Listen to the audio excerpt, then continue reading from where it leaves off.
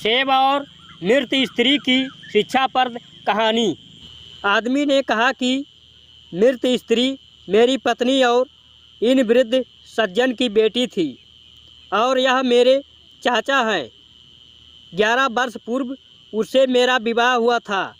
हमारे 3 बेटे हैं जो जीवित हैं। मेरी पत्नी अत्यंत सुशील और पतिव्रता थी। हर काम मेरी प्रसन्नता का करती थी और मैं भी उससे बहुत प्रेम करता था। 1 महीने पहले वह बीमार हुई।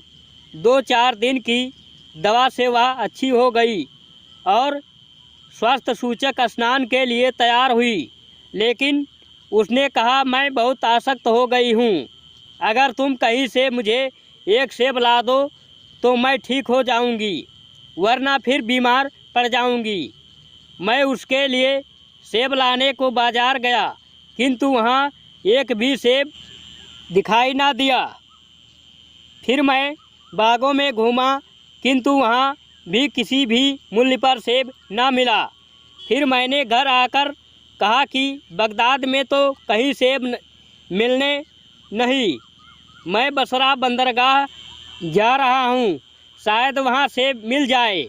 मैं बसरा जाकर शाही बागों से 4-4 दिनारों के 3 सेब लाया और उन्हें लाकर अपनी पत्नी को दिया।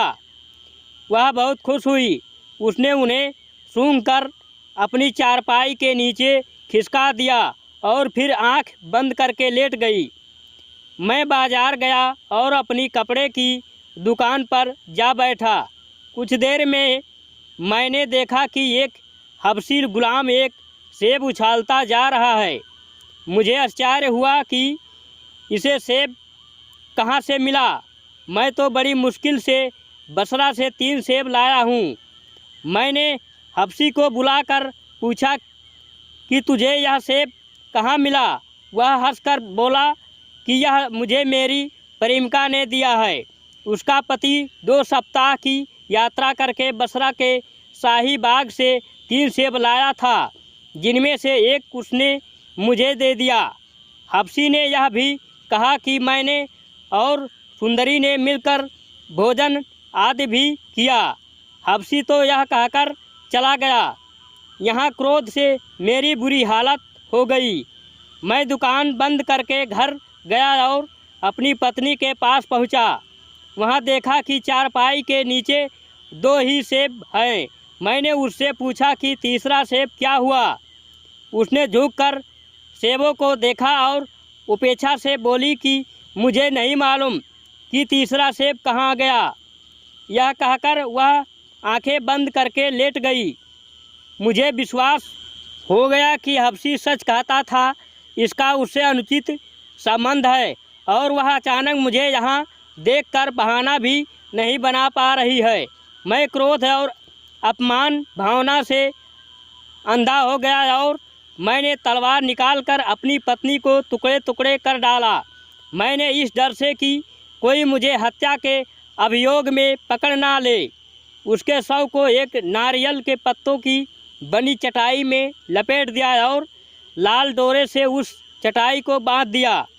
फिर एक संदूक में उसे रखकर पीछे के दरवाजे से संदूक लेकर निकला और उसे नदी में डाल दिया, क्योंकि तब तक अंधेरा हो गया था।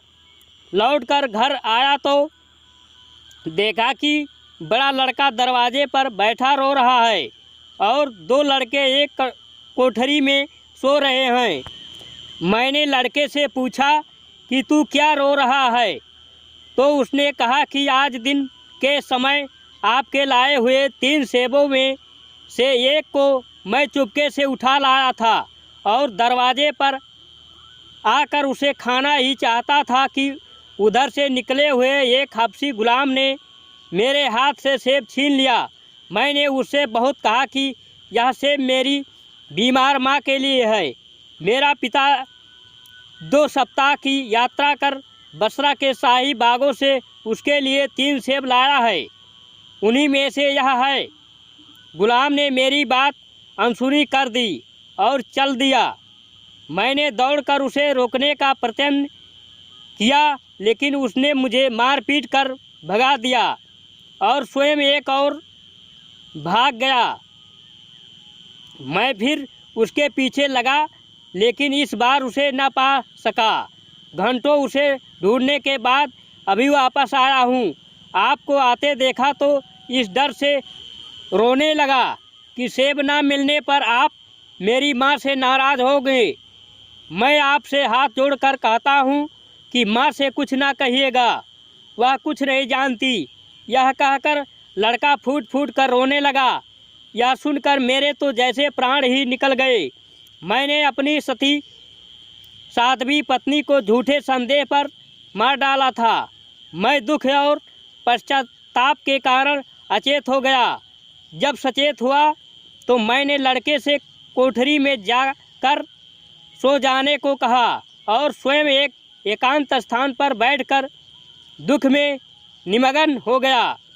मैं कभी सिर पीटता, कभी आंसू बहाता। मैं अपने को लाख बार धिक्कारता कि मूर्ख, तेरी बुद्धि क्या बिल्कुल भ्रष्ट हो गई थी कि तूने अपनी सुशीला और पतिव्रता पत्नी को एक अनजान हबशी गुलाम की बात पर विश्वास करके मार डाला और इतना भी धैर्य न दिखाया कि इस बारे में पूछताछ कर लेता।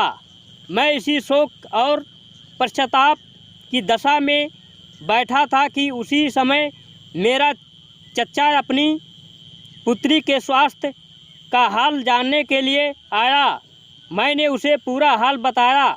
उसने अपनी पुत्री की हत्या के बारे में मुझसे कहा सुनी या लानत मलामत नहीं की, बल्कि इसे विधि का विधान समझकर केवल शोकाकुल हो गया और रोने पीटने लगा। मैं भी इसके साथ रोने पीटने लगा, लेकिन रोने पीटने से क्या होना था। मेरी पत्नी और इनकी पुत्री तो अब, और बाकी कहानी सुनने के लिए भाग 2 में। आपको हमारी कहानी कैसी लगी हमें कमेंट करके ज़रूर बताएं। अगर ये कहानी पसंद आई हो तो वीडियो को लाइक करें। चैनल पर नए हैं सब्सक्राइब करना ना भूलें। Thank you for watching.